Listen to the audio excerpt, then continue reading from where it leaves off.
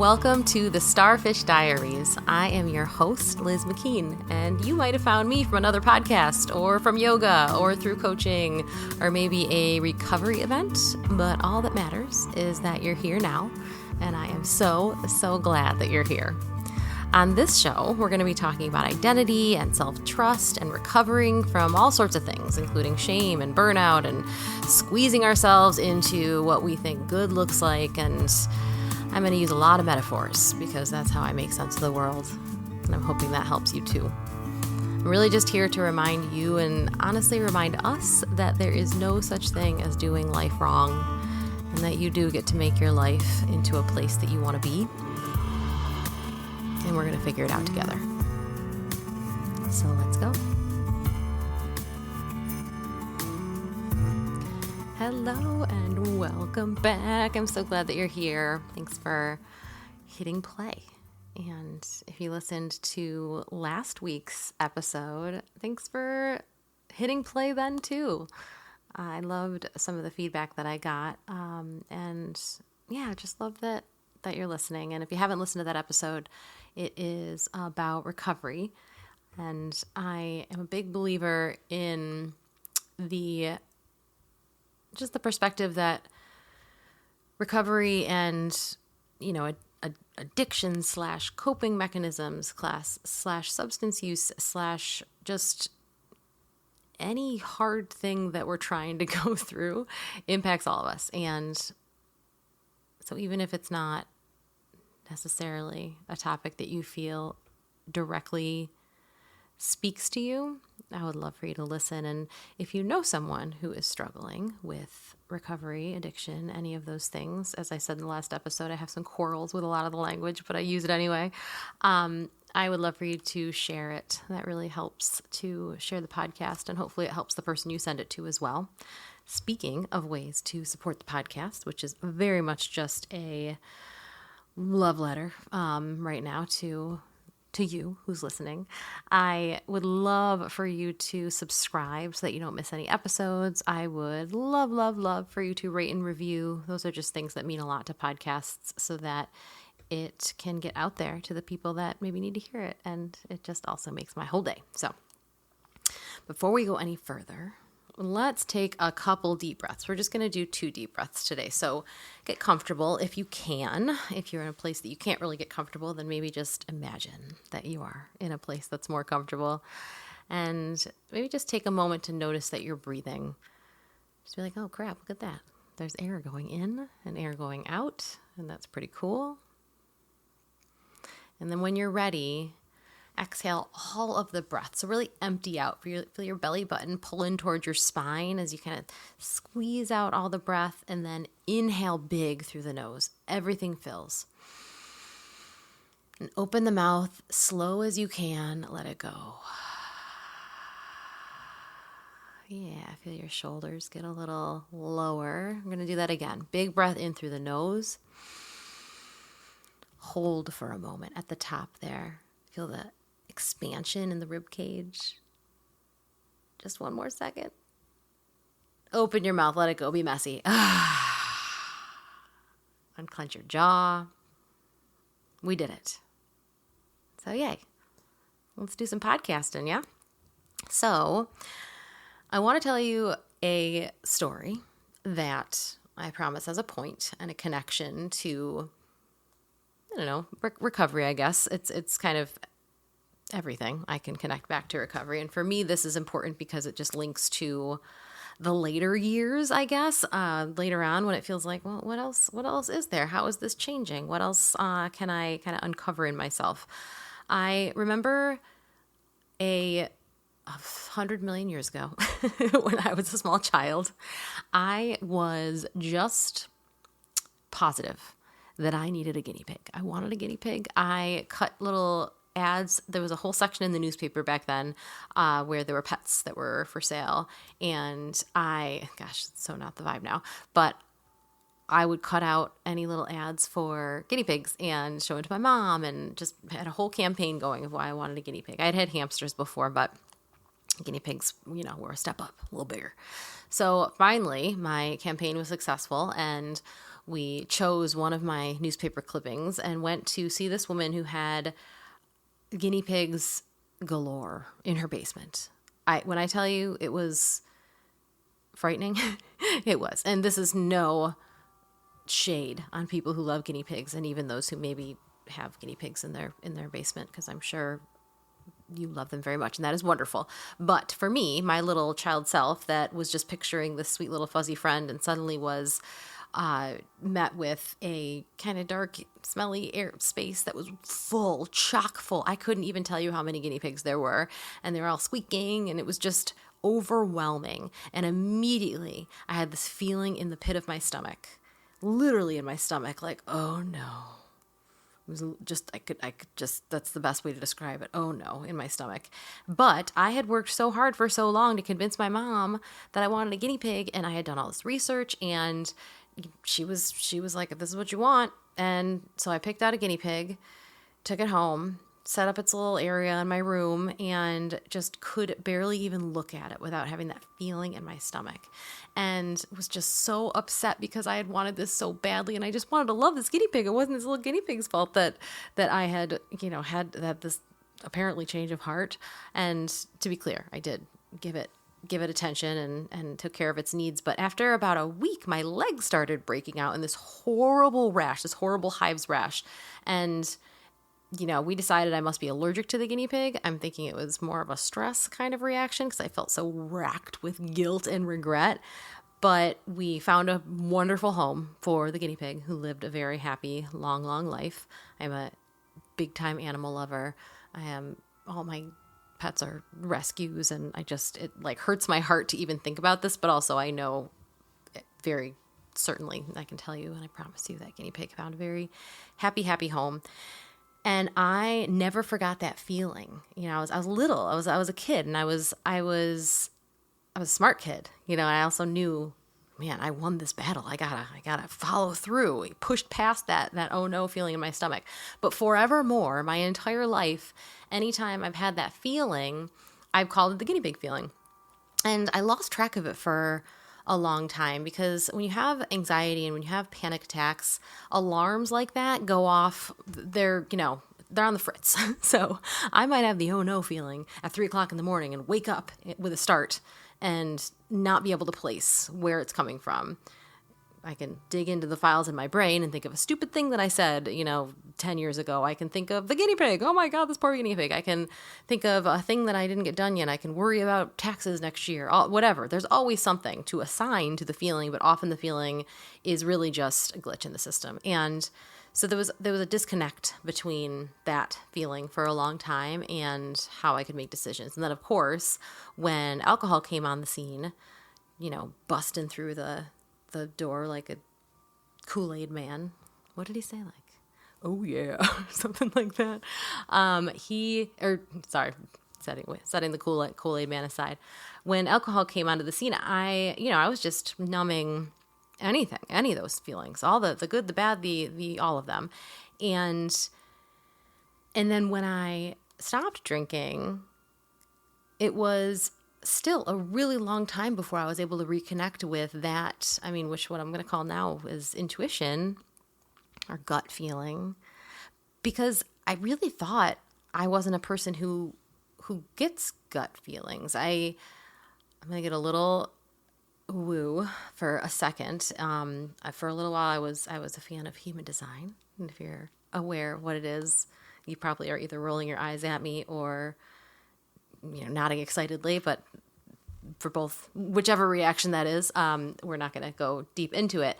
But one of the things that I remember learning when I first had my human design read, and if you're not familiar with it, it's in the same kind of category in my mind anyways, as like astrology, is having like your chart read, and like just tells you things about yourself based on when and where you were born and everything. And whether or not you believe in any of those things, it's fun to have somebody tell you stuff about yourself. You can always find a way to make it make sense, and that's cool. So anyways, one of the things that I was told or read was that I was this specific type that I don't get gut feelings. Instead, the way I'm meant to, quote unquote, meant to make decisions is through this kind of emotional for lack of a better word, and if you are a human design person, I'm sorry, I'm just butchering this so badly, but essentially the way I interpreted it is it's like I'm supposed to just ride the emotional roller coaster. I'm supposed to sleep on it, because any decision I have to make, I'm going to experience the high of it. I'm going to experience, like, best case scenario is going to feel so good. I'm going to experience the low of it, like, oh my gosh, the worst case scenario feels so bad.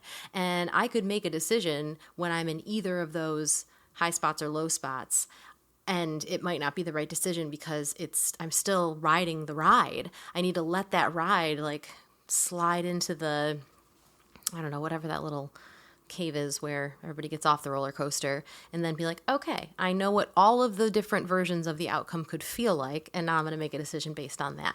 Doesn't mean it's always going to be the right one. Doesn't mean there's not going to be regrets, but that's just the way my, apparently, energy type in this scenario, in this human design context, was said to work. And that made me feel so much better, because I was like, I knew it.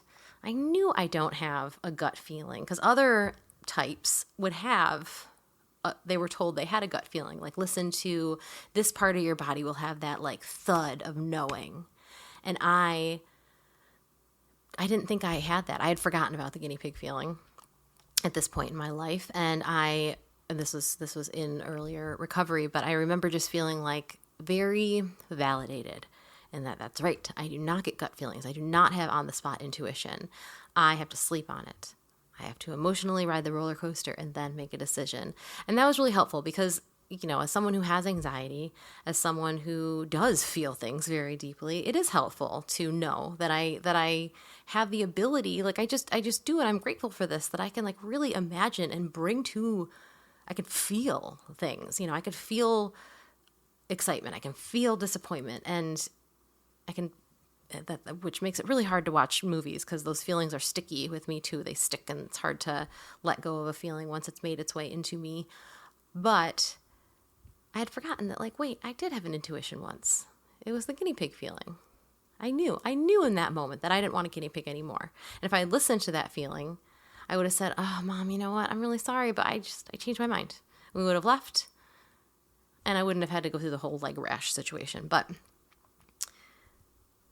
again, there were some glitches in that system over the years, and then there was a numbing of that system over the years. And I also realized that despite this understanding of, like, this emotional roller coaster way of making decisions, that's lovely, cool. I actually really, I like that just as a practice that works for me. But not only does the guinea pig feeling exist and prove that I do have the ability to have a gut feeling and intuition, I also am great in a crisis. If you're listening to this, and for whatever reason we're attracted to work that I do, I suspect you might be this kind of person too.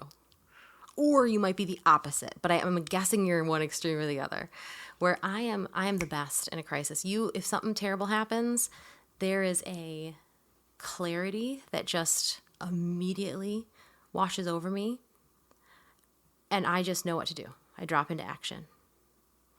And that's amazing. I'm really grateful that I have that. It made me a really good nurse. But my husband will always say, he's like, you're always the one I'd want in a crisis. And also, you are the last person that should have to be in one, because the aftermath is horrific.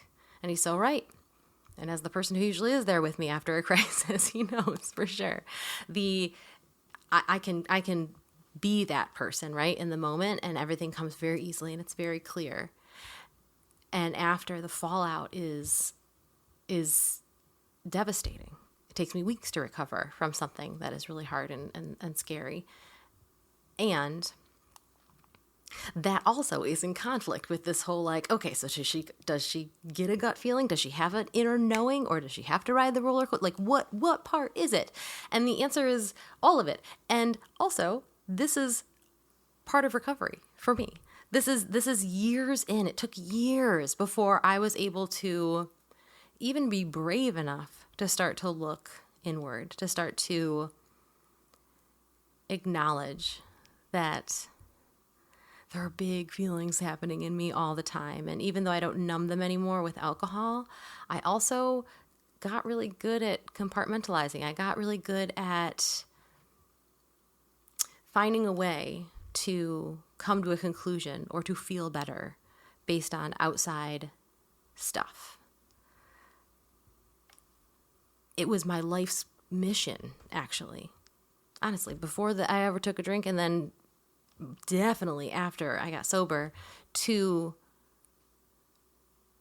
not listen to what was going on inside of me, because it was so scary inside of me, because that's where the anxiety lived, because that's where the big feelings lived, because that's where the sticky emotions that maybe came from a sad movie I watched a decade ago that were still in there somewhere. Like, it was just like, I don't want to open that drawer because what if I can't close it?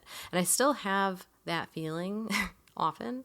And there are still plenty of times that I'm like, nope, I need to shut that door inside of me, because today is just not a day for those big feelings. But I have the ability to open it now when I need to. And I am able to make decisions in lots of different ways based on what's going on inside of me, based on knowing myself, based on even knowing what is a gut feeling versus a glitch in the system that comes from anxiety. What is anxiety that is a clinical condition that I live with versus anxiety that I actually really need to do something about right now? When does it make sense to sit with it, and when does it make sense to allow it to be an alarm and act? And I don't always get it right, but I am brave enough to pay attention. And that did not happen overnight. I'm still working on it. And I get it wrong 100 times a day. And I also need external help with it 100 times a day. But the cool part about it is it becomes layered, right? Like I trust myself enough to surround myself with people who I trust, as opposed to people who just seem like they really want to be around. Therefore, they must belong here. They really want to, even if I am having a very guinea pig feeling about them. Like, no, I am selective about who is really close to me. And I'm fortunate to have really wonderful people who I trust a lot that I can say to if I need to, hey, I'm feeling this way right now. I'm feeling really anxious about this thing. Does that feel out of proportion to you? Or is this a thing that you would worry about this much too, Or I want to make this decision and I'm feeling really strongly about it. What do you think? And the cool thing is, I'm not asking those because I've been so intentional about the people that I have in my life who I ask for their opinions, that also they're the kind of people who will give me their opinion without having an attachment to whether I listen to it or not. And sometimes, my wonderful husband, the amount of times I've asked his opinion, he's given it to me, and I've been like, that, all I needed was to hear you to say that, to know that I want to do the opposite. So thank you. I needed that. Back and forth. And because we have the relationship that we have, he can just, laugh about that and know that he did help, even if I didn't take the advice that he gave me. And that's part of it too. It's like setting a foundation, or setting up a life that creates those fallbacks. So if I look inward and there's not a lot of clarity, I can decide, do I want to sleep on this? Is there another part of my body that's maybe reacting in a way that gives me information about the direction I want to go? And I can also look around and be like, is there someone I want to ask? Do I want some feedback on this? And it's all part of this foundation, or not even a foundation, it's a freaking mansion at this point, just brick by brick of this reality that I've been so fortunate to be able to build over the past however many years.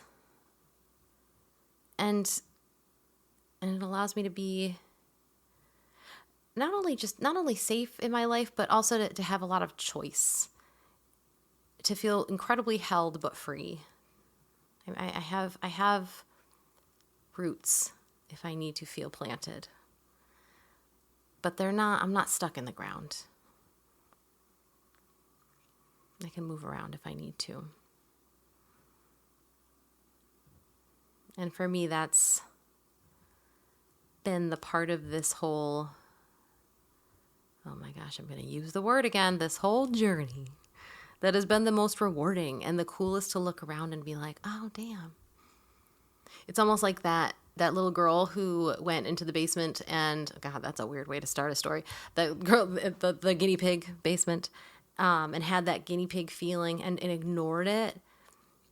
I really think that she's my guinea pig feeling now, right? Like, I think there's parts of us that stay with us and are like, I learned this. I did it a different way, and I'm here to remind you what I learned, And so she's there, she's in me, and now she gets to be heard when that flag gets raised. When I get that guinea pig feeling, I listen. And again, I love guinea pigs. They're adorable. Not the point of the story. Although it is kind of funny if I go to a doctor's office and they ask what my allergies are, I love saying, oh, sulfa drugs and guinea pigs. Because it's funny and kind of adorable. And breaks the tension, because there's way too much tension at doctor's offices. All right, this feels like a sign to stop recording. So thank you for listening. Thank you for being here. I hope you do hit that subscribe button, because it makes such a difference.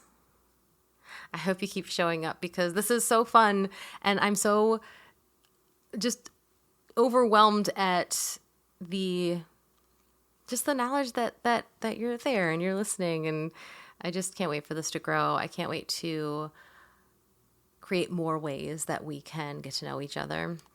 Because for now, it is this one-way conversation. Although if you're like me, I talk back to podcasts. They don't know it, but we're BFFs. So maybe we are too. All right, you ready? Gonna take a couple breaths to just round this baby out. So notice again that you're breathing. Just notice. That sounds so weird, right? But I don't know, I forget. Maybe notice if you're holding tension in your jaw or in your forehead between your eyebrows. Are you clenching in your hands? Even if you're driving right now, do you need to grip the steering wheel? Maybe not. Maybe you do. Be safe. All right, exhale all that air. Exhale every little bit of breath. Squeeze the belly button in towards the spine. Yeah, and then inhale through your nose. Fill up, expand. Open your mouth. How slow can you let it go?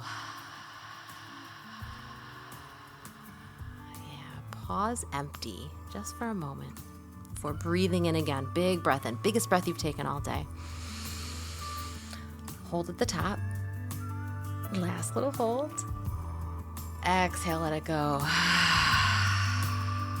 We did it. Thanks for doing it with me. I'll catch you next time. Thank you so much for listening to today's episode of Starfish Diaries. I want to take a quick moment to thank some of the people who have made this possible. The artwork that I am so in love with is by my friend and the most talented artist, Mo Houston, and you can find her and her work and work with her by going to Joy Scout Studios. I will have that linked in the show notes. And thank you to my incredible editor, Sean Gritters. If you are looking for production support with your podcast, highly recommend that you check him out. His information will also be in the description.